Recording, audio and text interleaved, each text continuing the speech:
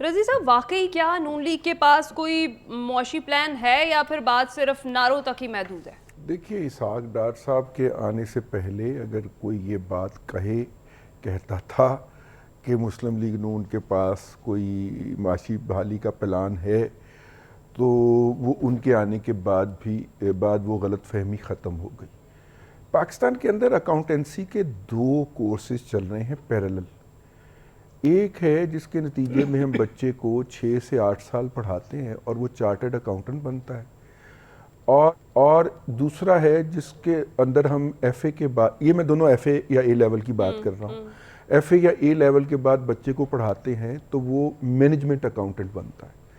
Management accountant کا کام یہ ہوتا ہے کہ جو معاملات چل رہے ہیں اس نے ان کو احسن طریقے سے چلاتے رہنا ہے، اسی طرح سے ان کو دیگرگوں نہیں ہونے دینا اور ان کو زیادہ چھلکنے نہیں دینا کہ جناب کہیں سسٹم جو ہے وہ ڈیریل نہ ہو جائے، سٹیٹس کو کا حامل ہوتا ہے۔ جبکہ چارٹرڈ اکاؤنٹنٹ ہوتا ہے، اس کا کام ہوتا ہے وہ پورے سسٹم پہ نظر رکھتا ہے، اگر سسٹم میں کہیں لیکیج ہو رہی ہے تو وہ اس کے لیے بہتر سسٹم انٹروڈیوس کرواتا ہے، وہ پروڈکشن سسٹم کو الگ سے مانیٹر کرتا ہے، وہ ورک آرز کو الگ سے مانیٹر کرتا ہے۔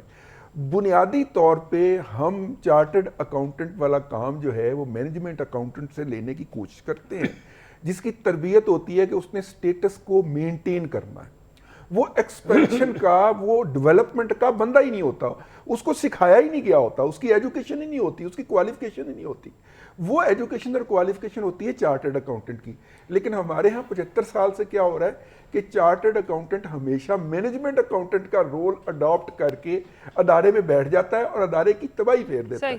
ہمارے ہاں اداروں کی تباہی کا بنیادی جو ہے وجہ وہ یہی ہے۔ اب اس کو قومی سطح پہ لے آئیے۔ دیکھیے ہم ایک ایسی معیشت ہیں، ہمارے پاس ایسے شعبے ہیں، تمام شعبے ہمارے ایسے ہیں، اگر اس کے اندر پروفیشنل طریقے سے پوری کیلکولیشن کر کے پروجیکٹ لانچ کیا جائے تو اس کی ناکامی کے امکانات دنیا میں سب سے کم ہیں۔